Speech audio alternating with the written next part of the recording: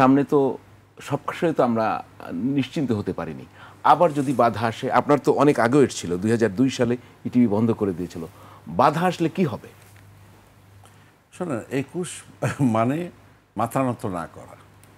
21 হচ্ছে বাংলাদেশের, যদি আপনার টেলিভিশন ইন্ডাস্ট্রি দেখেন, কোনো টেলিভিশনে যে 21 টেলিভিশনের ইতিহাস আছে, সংগ্রামের ইতিহাস আছে, বন্ধ করছে আবার চালু করছে, বন্ধ করছে আবার চালু করছে, দখল করে নিছে আবার মুক্ত হয়েছে, এই যে ধারাবাহিকতা, এটা তার মানে 21 কখনোই অন্যায়ের সাথে মাথা নত করে না। হতে পারে আবার দখল হইতে পারে, আবার আমি ফাইট করব সেটা মুক্ত করার জন্য।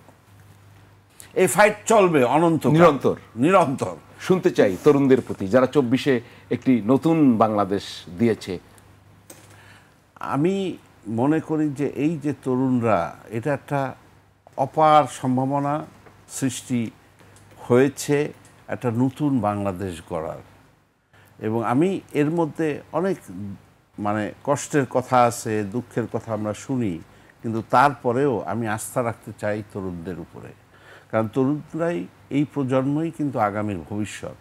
সবাইকে দু একটা এই যে বিচ্ছিন্ন ঘটনাকে নিয়ে অল ওভার, কারণ যেটা এই যে আপনার যে বিপ্লবটা হয়ে গেছে, it is a unique one, মানে বাংলাদেশে একমাত্র, মানে এটা আনপ্যারালেল, অভাবনীয়। অভাবনীয়। সুতরাং আমাদেরকে এই স্পিরিটটা ধরে রাখতে হবে এবং এই যে নতুন বাংলাদেশ গড়তে হবে। এই আবার সেই পুরনো ধারায় আমরা ফিরে যেতে চাই না। আমি চাই না যে আমার ইটিভি আবার কেউ দখল করুক, স্বাভাবিক। এবং আজকে যে ইটিভিতে ফিরে আসতে পেরেছি, এর জন্য কিন্তু আই এম থ্যাঙ্কফুল টু এই তরুণদের, এই গণবিপ্লবের যারা, এদের মাধ্যমে কিন্তু এটা হয়েছে। সুতরাং এর জন্য কিন্তু আমরা কিন্তু অনেক কাজ করি ওদের জন্য, এই তরুণদের জন্য কাজ করছি। এবং আমার বিশ্বাস যে তরুণদের উপর আস্থা রাখতে হবে। তাদের ভুলভ্রান্তি হতে পারে, কিন্তু তারাই কিন্তু ভবিষ্যৎ। এবং আমি মনে করি যে আমাদের যে তরুণ প্রজন্ম আছে, they are talented, they are very good.